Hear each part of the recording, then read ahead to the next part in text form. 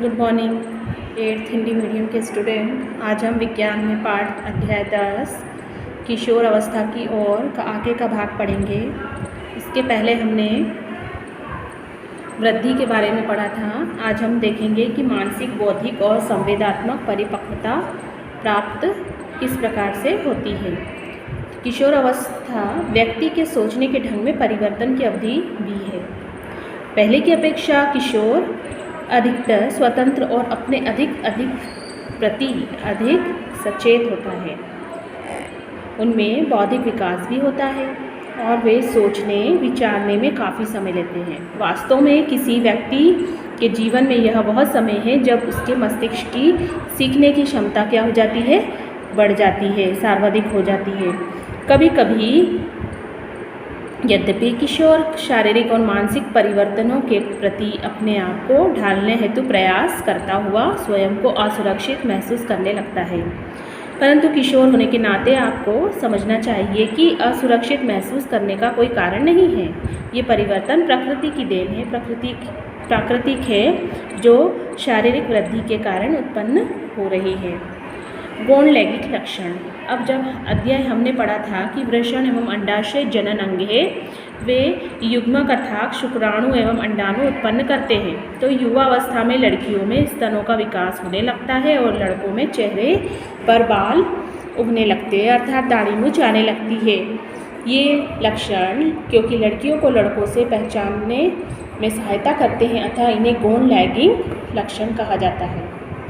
लड़कों के सीने पर भी बाल आ जाते हैं और लड़कों और लड़कियों दोनों में ही बगल अथवा जांघ के ऊपरी भाग अथवा प्यूबिक क्षेत्र में भी बाल आ जाते हैं। तो यहाँ पर आगे क्या दिया है कि किशोर अवस्था में होने वाले परिवर्तन हार्मोन द्वारा नियंत्रित होते हैं। हार्मोन रासायनिक पदार्थ है और यह अंतःस्रावी ग्रंथियों और अंतःस्रावी तंत्र द्वारा स्रावित किए जाते हैं। यौन आरंभ के साथ ही वृषण पुरुष हार्मोन और टेस्टोस्टेरोन का स्रावण प्रारंभ कर देता है और यह लड़कों में परिवर्तनों का कारक है, जिनके बारे में आपने अभी भी पढ़ा है। उदाहरण के लिए चेहरे पर बालों का आना लड़कियों में यौवन आरंभ के साथ ही अंडाशय स्त्री हार्मोन और एस्ट्रोजन उत्पादित करना प्रारंभ कर देता है, जिससे स्तन विकसित हो जाते हैं। दुग्धस्रावी ग्रंथियाँ और दुग्ध ग्रंथियाँ स्तन के अंदर विकसित होने लगती है। इन हार्मोनों के उत्पादन का नियंत्रण एक अन्य हार्मोन द्वारा किया जाता है, जो पीयूष ग्रंथि या पिट्यूटरी ग्रंथि द्वारा स्रावित किया जाता है। जनन प्रक्रिया प्रारंभ करने में हार्मोन की भूमिका। अंतःस्रावी ग्रंथियां हार्मोन रुधिर प्रवाह में स्रावित करती है, जिससे वह शरीर के विशिष्ट भाग अथवा लक्ष्य स्थल तक पहुंच सके और लक्ष्य स्थल हार्मोन के प्रति क्या होता है, अनुक्रिया करता है। तो हमारे शरीर में अनेक अंतःस्रावी ग्रंथियां होती है। वृषण, अंडाशय, लैंगिक हार्मोन स्रावित करते हैं। तो आपने अभी पढ़ा कि यह हार्मोन गौण लैंगिक लक्षणों के लिए उत्तरदायी है। तो लैंगिक हार्मोन की पीयूष ग्रंथि द्वारा स्रावित हार्मोन के नियंत्रण में है, जैसा कि चित्र 10.3 में दिखाया गया है। पीयूष ग्रंथि के अनेक हार्मोन स्रावित करती है और उनमें से एक हार्मोन अंडाशय में अंडाणु और वृषण में शुक्राणु के परिपक्व होने को नियंत्रित करता है। तो जो पीयूष ग्रंथि है, पीयूष ग्रंथि से स्रावित हार्मोन जननांगों को टेस्टोस्टेरोन यानी पुरुष नर में तथा एस्ट्रोजन यानी स्त्रियों में स्रावित करने के लिए उद्दीपित करता है। वहीं दूसरी बात क्या है, रुधिर प्रवाह में स्रावित किया जाता है तथा शरीर के विभिन्न भागों लक्ष्य स्थल तक पहुंचता है। रुधिर मतलब क्या होता है, खून। फिर आता है यौनारंभ के समय शरीर में परिवर्तनों की उद्दीपकता करता है। तो ये 3 बातें इसमें बताई है।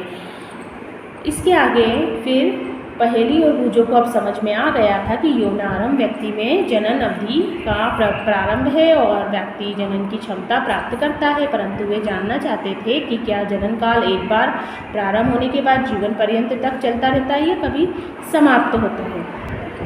अब देखेंगे मानव में जनन काल की अवधि क्या है।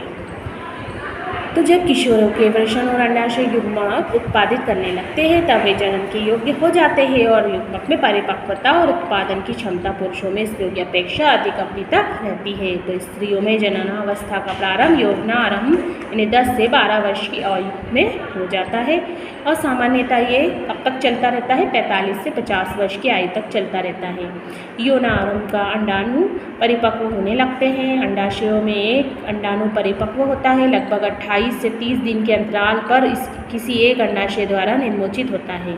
इस अवधि में गर्भाशय की दीवार मोटी हो जाती है जिससे वह अंडाणु के निषेचन के पश्चात युग्मनज को ग्रहण कर सके, जिसके फलस्वरूप गर्भधारण होता है। यदि अंडाणु का निषेचन नहीं हो पाता तब वह स्थिति में अंडाणु गर्भाशय का मोटा स्तर उसकी रुधिर वाहिकाओं सहित निस्तारित हो जाता है, बह जाता है। इससे स्त्रियों में रक्तस्राव होता है जिसे ऋतुस्राव भी या रजोधर्म भी कहते हैं। तो ये लगभग कितने दिनों का होता है? ये 28 से 30 दिन में एक बार होता है और पहला स्राव यौनारंभ में होता है जिसे रजो दर्शन कहते हैं। ये लगभग 45 से 50 वर्ष की आयु में ऋतुस्राव होने रुक जाता है। ऋतुस्राव के रुक जाने को रजो निवृत्ति कहा जाता है। तो प्रारंभ में ऋतुस्राव चक्र अनियमित हो सकता है और उसके नियमित होने में कुछ समय भी लग सकता है। फिर ऋतुस्राव चक्र का नियंत्रण हार्मोन द्वारा होता है और इस चक्र में अंडाणु का परिपक्व होना, इसका निर्मोचन, गर्भाशय की दीवार का मोटा होना और निषेचन न होने की स्थिति में इसका टूटना शामिल है। ये सारी क्रिया संपन्न होती है। यदि अंडाणु का निषेचन हो जाता है तो वह विभाजन करता है और गर्भाशय में विकास के लिए स्थापित हो जाता है, जैसा कि हमने पिछले अध्याय में पढ़ा था चित्र नंबर 9.8 में। संतति का लिंग निर्धारण किस प्रकार होता है? तो यहाँ पर दिया है कि निषेचित अंडाणु अथवा युग्मनज में जन्म लेने वाले शिशु के लिंग निर्धारण का संदेश होता है और यह संदेश निषेचित अंडाणु में धागे की संरचना अर्थात गुणसूत्रों में निहित होती है। अध्याय 8 का स्मरण कीजिए, याद कीजिए। अध्याय 8 में गुणसूत्र प्रत्येक कोशिका के केंद्रक में उपस्थित होते हैं और सभी मनुष्य की कोशिकाओं के केंद्रक में 23 जोड़े गुणसूत्र पाए जाते हैं। इनमें से 2 गुणसूत्र यानी एक जोड़ी लिंगसूत्र जिसे एक्स एम वाई कहते हैं। स्त्री में 2 एक्स गुणसूत्र होते हैं जबकि पुरुष में 1 एक्स और 1 वाई गुणसूत्र होता है। युग्मक अंडाणु शुक्राणु में गुणसूत्रों का एक जोड़ा होता है और निषेचित अंडाणु में सदा 1 एक्स गुणसूत्र होता है, परंतु शुक्राणु 2 प्रकार के होते हैं जिनमें एक प्रकार में एक्स गुणसूत्र एवं दूसरे में वाई गुणसूत्र होता है, जैसा कि चित्र 10.4 में दिखाया गया है। जब एक्स गुणसूत्र वाला शुक्राणु अंडाणु को निषेचित करता है तो युग्मनज में 2 गुणसूत्र होंगे अथवा वह मादा शिशु में विकसित होगा। यदि अंडाणु को निषेचित करने वाले गुणसूत्र में वाई गुणसूत्र तो युग्मनज नर शिशु में विकसित होगा। अब आप जान गए हैं कि जन्म से पूर्व शिशु के लिंग का निर्धारण उसके पिता के लिंग गुणसूत्रों द्वारा किया जाता है। यह धारणा कि बच्चे के लिंग के लिए उसकी माँ उत्तरदायी है पूर्णतः निराधार है एवं अन्याय संगत है। अब आता है लिंग हार्मोन के अतिरिक्त अन्य हार्मोन्स, जैसा कि चित्र 10.3 का पुनः अवलोकन हमने करा तो क्या पाया कि पीयूष ग्रंथि द्वारा स्रावित हार्मोन जननांगों को उनके हार्मोन उत्पन्न करने के लिए उद्दीपित करते हैं। तो आप पढ़ चुके हैं कि पीयूष ग्रंथि एक अंतःस्रावी ग्रंथि है जो मस्तिष्क से जुड़ी रहती है।